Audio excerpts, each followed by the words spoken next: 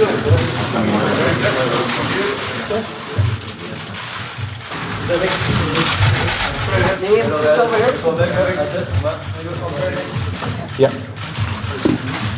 Names over here, please. Thank you. Thanks, Mel. Thanks very much. I'm going to wait for about an hour. Yeah, Great stuff. Thank you. Just in here, please. Thanks very much. Excellent. Thank you. Just one over here, please. Thanks very much. Nick, just over to your right again, one last one. Cheers. Brilliant.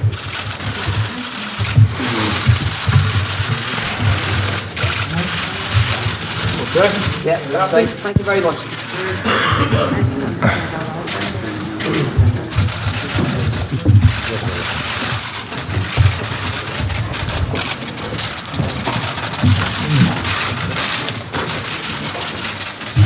I think we've enough of it. Never enough. Great stuff. Aye, lad.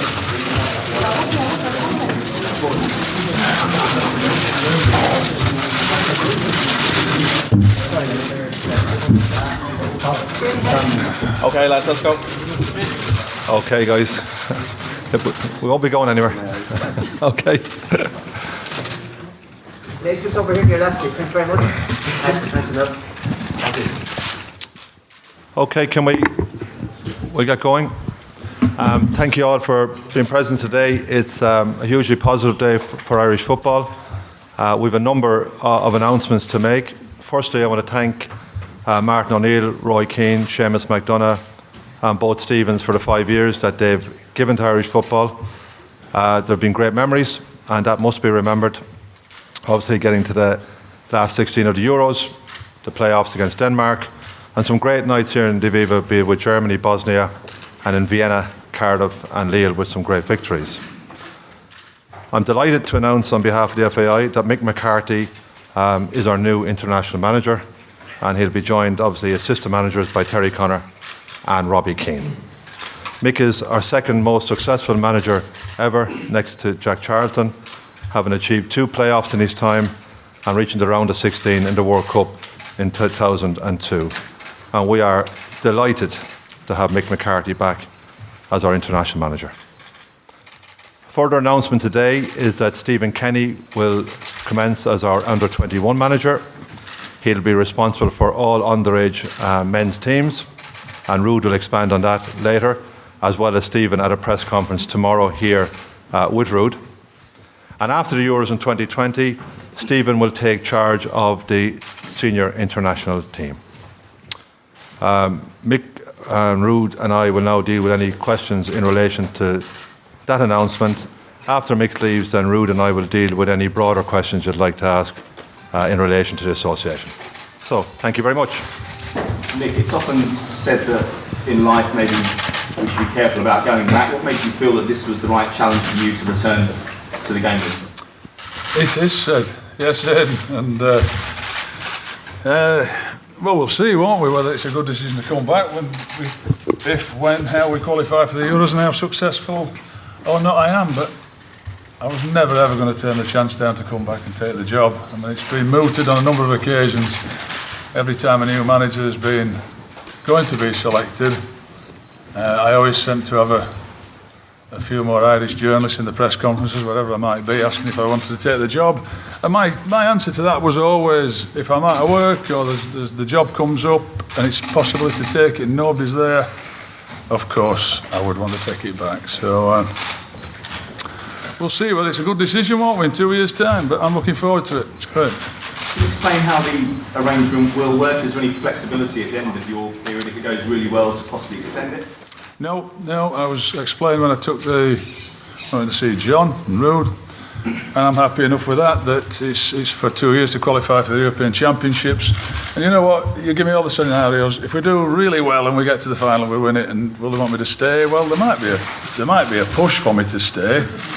There might also be a job in the Premier League that would want me there as well, and I might want to move on there. And if we do badly and don't qualify, then you won't want me here anyway. So it kind of fits for me. It works. And how well do you know Stephen Kenny? Not very well. I don't. That's not an issue though, because I'm working with the national team, if you like, with TC and Robbie. Rude, certainly in terms of advice to some of the young players that I've been speaking to him about, that we have some good young players. And Stephen will be hopefully shoving players through from the 21s and banging their drum. Let me tell you, there's going to be a lot of questions asked, but it could be 8 or 10 games between March and November. It's not going to get a lot of time to be going. I've got now from now until March to get to know everybody, go and see the players, find out a lot of things about a lot of people, and develop a relationship with him. And I hope I leave a team that's qualified and a good team and a good squad behind that he can take over and try and qualify for the World Cup in 2022. How challenging is this period in Irish football? Do you believe you've got enough ability in the pool of players you'll be selecting from to be able to progress the team? Wherever I've gone, it's seldom, no, never have I gone to a team where it's been left behind, where they've been flying and been doing well. You know, I took Wolves that were relegated, Sunderland about to be relegated, and it generally needs picking up for whatever reason. And as John just said, we should remind ourselves it's not that long ago that we had qualified for the European Championships. So I'm sure players have retired. It's a job of mine, along with Ruud, along with Stephen, TC, Robbie, to find players who no friendlies beforehand, to start in March and try and qualify. You need as much quality as you can get. Will you make it a priority to try and bring Declan Rice of West Ham back into the fold? I'm glad you asked me that. And yes, I spoke to Declan's father the other day, Sean, and had a really good conversation with him. I'll just clear some things up as well, some misconceptions that Declan wasn't here for the games because he'd had a fallout with Roy or with Martin. He's got the utmost respect for both of those guys. But he was asked by Gareth Southgate to go up and see St George's Park and to see whether he could be enticed into playing with them. And of course, you know, there's a hue and cry then that he shouldn't play, and there's lots of different opinions. And he didn't say he wanted to or didn't want to, but he found it overwhelming. And I remember saying myself, he should perhaps just get in the West Ham team and just, you know, take a back seat and see how he's doing. Well, he's got in the West Ham team. He's doing well. And I'm going to go and speak to him in December when his father's around and sit down and have a chat with them both. Harry Arter alluded to not feeling comfortable in the squad at times. Is this going to be a job in some ways, probably as you mentioned in previous colours, possibly unifying the team? Well, there's been enough press coverage on that to me to know why. Well, no, I don't believe everything I read. That's the reasons why. Well, I'll be speaking to everybody, you know, all the players. I've got to. And with not having any games, I've got a chance to go around and watch them, speak to them, find out what their thoughts are, and try and, if he's feeling uncomfortable, try and alleviate that and make him feel comfortable and wanted to play in the team. And you personally, how have you changed as a manager in the last 20 odd years?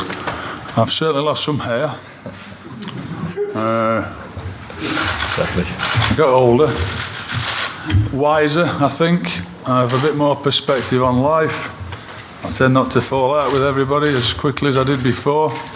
I realise you guys have got a job to do because I've worked in the media. I'd like to think the experience that I've gained since I was here the last time, I've won the league twice, been in the Premier League for 3-4 seasons. Can I sit and tell you what I've learned? No, I can't, Aidan, but I think I've learned something anyway, that's for sure.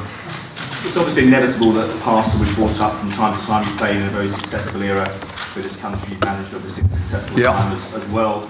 But how important is it that everyone now moves on from events of Saipan 16?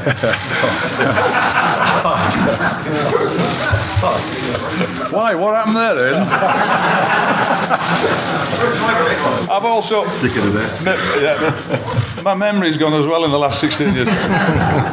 You know, I honestly believe that both my career and Roy's career shouldn't be remembered or should be determined by that, because both had successful playing careers, him an unbelievable one, far better than I. But I've gone and had a pretty successful career as a manager. And I think I'd like to be remembered for that. And I think Roy in Ireland should be remembered for what a wonderful player he was. And the fact that when we got to Saipan and when we got there, he was a big part of that and instrumental. And I have the utmost respect for him for that. And so if people want to talk about it, good luck, but I won't be answering any more questions about it. Just finally, for me, how crucial is it that the Republic of Ireland are present at Euro 2020, given that they're part of the hosting of the event? Well, I've got to say it's vital, isn't it? Yeah, it's... listen, if I was taking whatever job for 2 years, it was kind of vital that I qualify. But as I said before, if I do and we do well, then I can hand it on to Stephen. That'd be wonderful. If I don't and we don't do well, then you know what, people might not be glad to see the back of me in terms of how I work and the atmosphere that I create and the thing that will be left behind. But ultimately it's results that count. If we don't qualify, then I guess I'll be off and Stephen might be taking it early.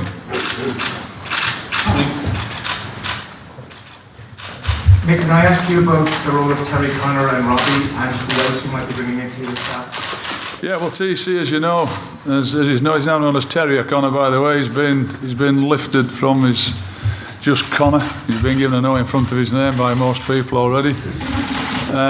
It is Terry Connor. He's been with me since, what is it, 2009, was it? I think, sorry, T, it's longer than I thought. Just doesn't seem so long.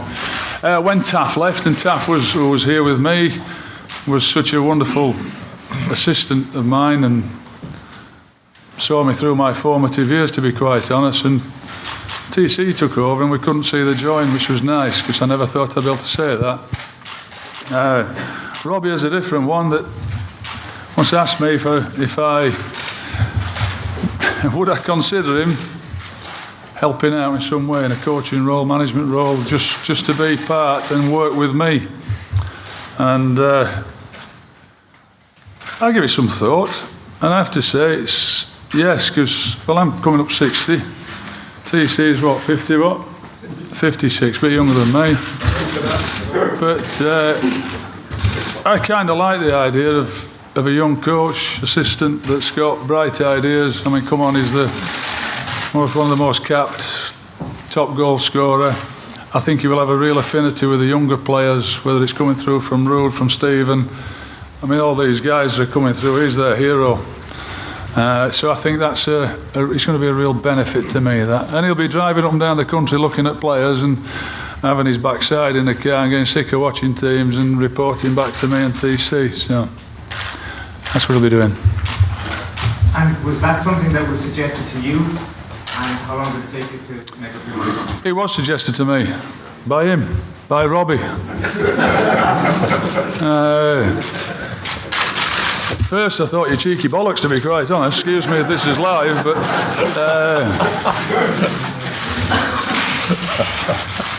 but he is cheeky, played cheeky, then he was impudent. He was the bloke that got in at 18. I gave him his debut, and I just think there's more to him now. He's serious about his football. I always loved his football. I thought when sometimes we used to clap him in training, some of the things he did. He was such a talent, but he's got his head screwed on in terms of wanting to be a coach, a manager in his own right. And if we're talking about a succession, whatever happens to me in 2 years' time, then he should be part of that succession, because he's got a lot to offer.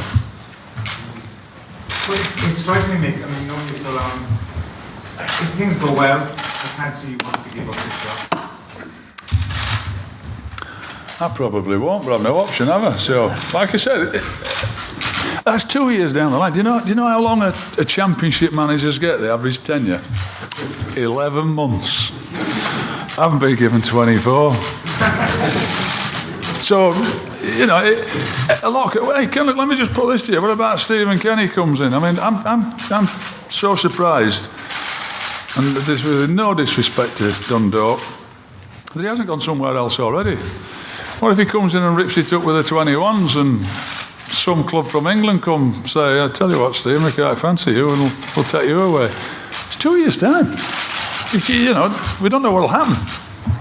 So, yeah, you're quite right. It might be that feeling if we've qualified and gone to the Euros, but I've accepted it, and that's the way it's going to be. And I said if we do, there will be something else for me. I might go and get a big job in China and retire on 10 million a year or something like that. John, can I ask you about that? When did Stephen Kenny get approached for the job? I understand he was offered you to play one job first, is that true? Just alone? Yeah, I mean, Rude will take you through a bit of that too, but we would have discussed with Stephen for quite a while about taking the 21's job and managing the underage teams. It's something that the association want. He's been an outstanding manager with Dundalk, the most successful manager in the League of Ireland over the last number of years. Absolutely brilliant. So that would have been something we'd want Stephen to do for quite a while. And then in discussions with Stephen, he's obviously made it clear he wants to manage the A job, and he'll get that in 2020, and he's happy to do so, and he'll make that very clear tomorrow. So the whole idea, as outlined today, is Mick is in a project, get us to 2020. Stephen's straight in, managing the 21s, managing the underage teams as well, which is hugely important as a support to Rude. And then after the Euros, Stephen takes the A job, and that's the plan, that's the strategy, and that's the vision. Do you look back on the year just gone then as a missed opportunity? I think Martin O'Neill did a terrific job for us, Tony, and I think people have got to remember that. I've heard and read a lot of stuff that's been written over the last period, very unfair. He got us to the last 16 of the Euros less than 12 months ago in a playoff against Denmark, and he blooded 12 or 13 players in the last 12 months. So he was a very good appointment for the Football Association of Ireland, and the blooding of the players in the last 12 months will stand to Mick and Stephen Kenny into the future. Expensive though. I mean, I read things in the papers, Tony, you read them too. You can talk about expensive, whatever way you put it. He was a good manager. He got us to a major tournament. He got us to playoffs against Denmark. We were 60 minutes away from getting to a World Cup. We beaten by France down in Lille, as we remember, 2-1. France went on to the European finals. He did a hell of a job for Irish football. Mick, can I ask you about this notion of the style of play? What style of play would you like Ireland to have? And does it really matter? Did you enjoy watching us in the World Cup in 2002? I guess that's the style of play then, isn't it? That's how we... I mean, there's real misconceptions in there about styles of football. I've seen a lot, I've heard a lot, read a lot. I've always found winning football generally, and especially with 8 or 10 games to play, it's going to be about winning games. You know, if we did that and then we qualified for a playoff, then maybe we could, you know, get players in, get teams in, work with them, do different stuff. But my view has always been try to have an attacking game. I mean, I played 4-4-2 when I was here the last time. That won't be happening. I doubt that very much because of the style. I think football has changed, and dominating the ball in midfield is probably one of the biggest things. Mick, you're live on Virgin Media Sport right now. I know you're quite used to that. Yeah. How does this job compare to the job you took on first time around?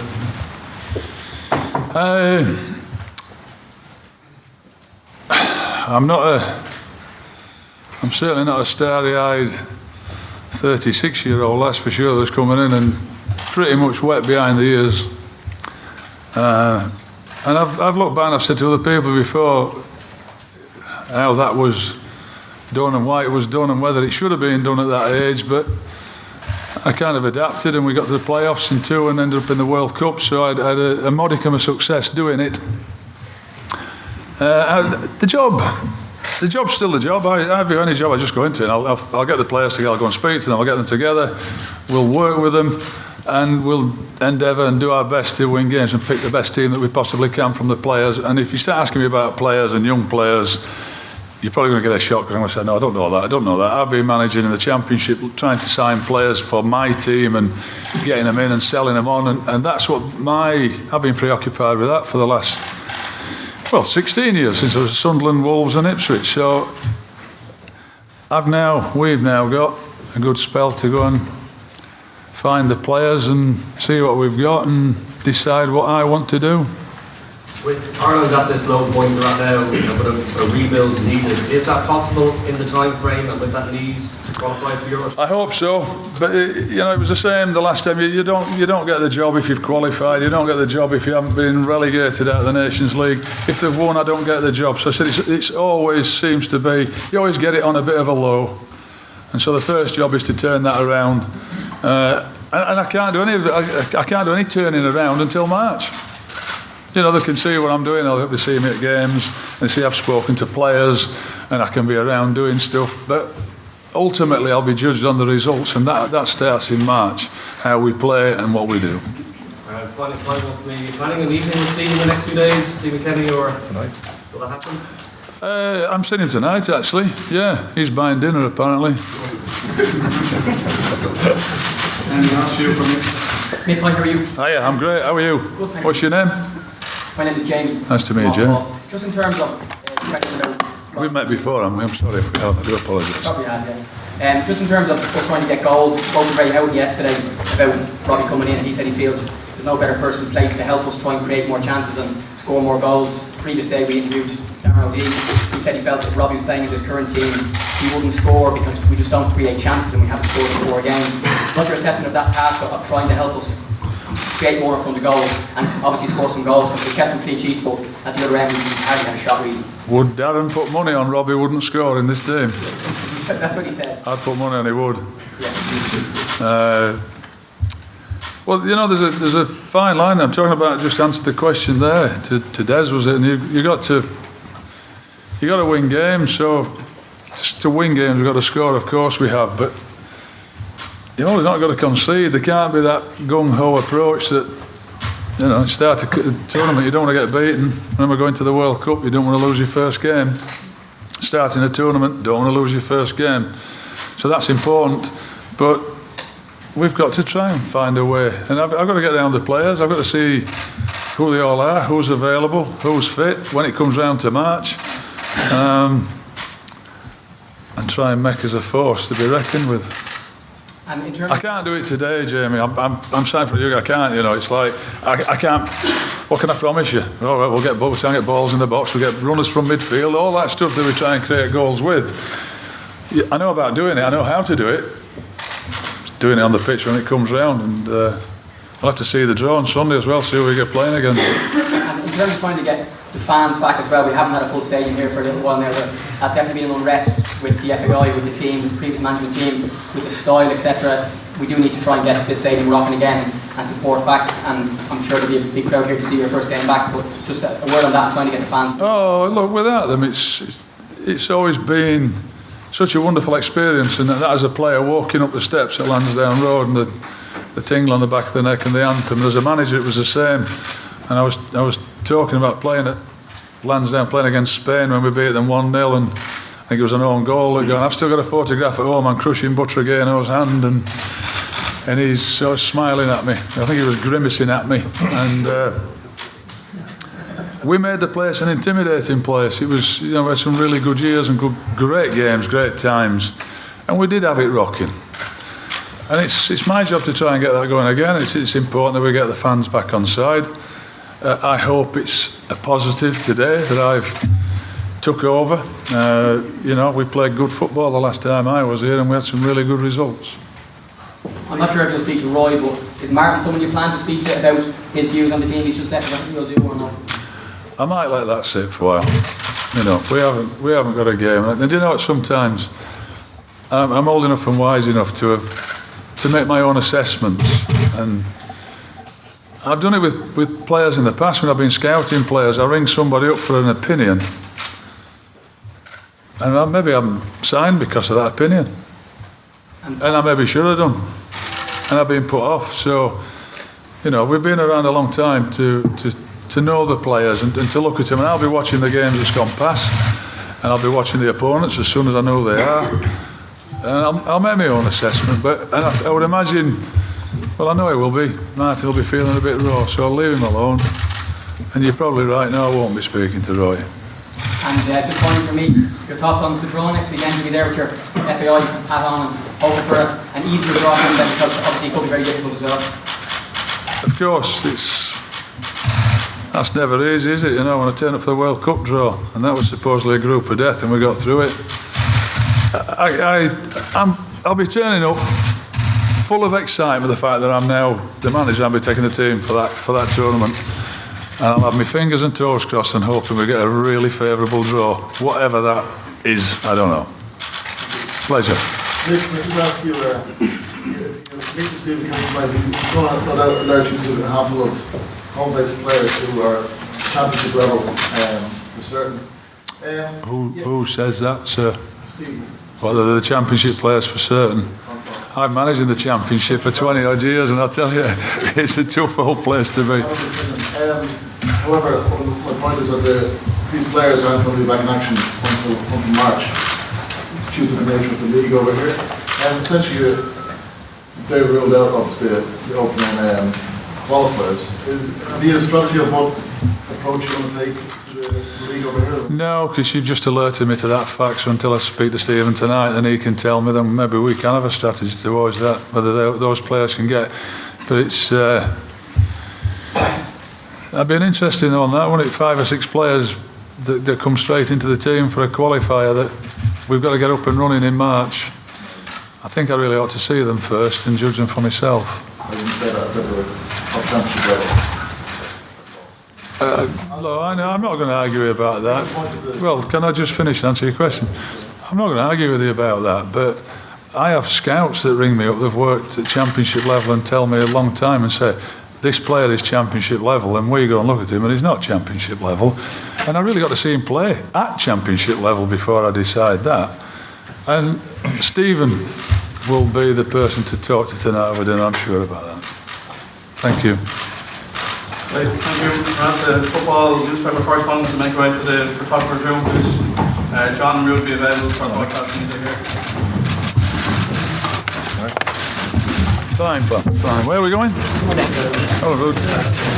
We're staying at your... Go on then. Rude, I got me fly up, man. Rude, you can. We're